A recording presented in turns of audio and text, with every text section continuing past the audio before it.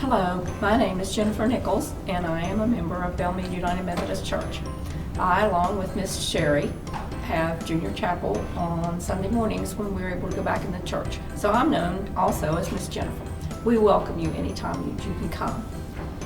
The story I'm going to read you today is called Joseph Forgives His Brothers, and it comes from the Bible. It covers in Genesis, it covers chapters 39 through 45. Inside a prison in Egypt, the morning was quiet and still.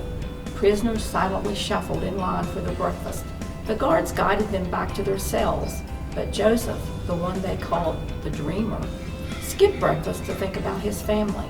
He thought of his father, Jacob, and his brothers who had sold him as a slave. Years passed, but he still missed his family and wondered if he would ever see them again. Even in his homesick moments, Joseph trusted God and knew that his life had a purpose in God's big plan. Joseph's daydreaming was interrupted by a messenger from the palace. Pharaoh wants to see you. He has heard that you can explain the meaning of dreams. No one has been able to explain the dreams that have upset him lately. And I want to show you a picture. This is Joseph in his cell here. And over here on the other side is the messenger who has come to get Joseph. So let's see what happens. Joseph was taken to the palace. The king described his dreams of fat cows and skinny cows. "These dreams are keeping me awake," said Pharaoh. Joseph told the king, "Only God has the power to explain dreams, but I trust him to help me understand." Joseph told Pharaoh the dreams were a warning of a terrible drought. For years, no rain will come to the land. Without water, the crops will die. God is telling you to save food for your people. It is time to prepare, said Joseph. Pharaoh believed Joseph. He said, "I will put you in charge of all the preparations because I know God is with you."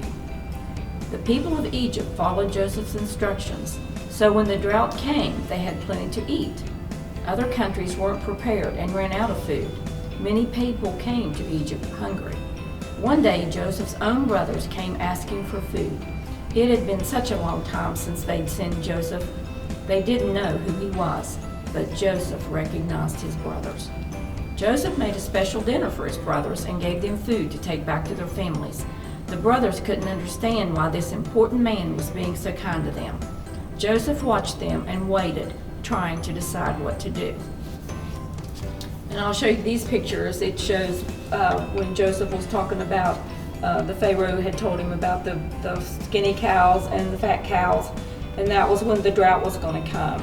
And over in the other pictures you see where he sort of nominated Joseph there to be over all the preparations that had to go forth in preparing for the drought that was to come. So finally, Joseph said, "I am your brother." The brothers could hardly believe it. They were ashamed and afraid because of the way they had treated their little brother so long ago. Joseph hugged his brothers. "Don't be mad at yourselves for what you did to me," he said. "Even though you meant to do something bad, God used your actions to do something good." Joseph always knew God was with him. Now his life's journey made sense. Soon the whole family gathered in Egypt. God did this good thing. Joseph and his family praised God for bringing them together again. And we have a wonderful picture here of Joseph and his brothers standing together, and he's talking to them. And then we have a message from God. The power of forgiveness has restored your family. They will not just survive in this strange land, they will thrive there. Always remember that when you trust me with your life, I will do great things through you. Thank you.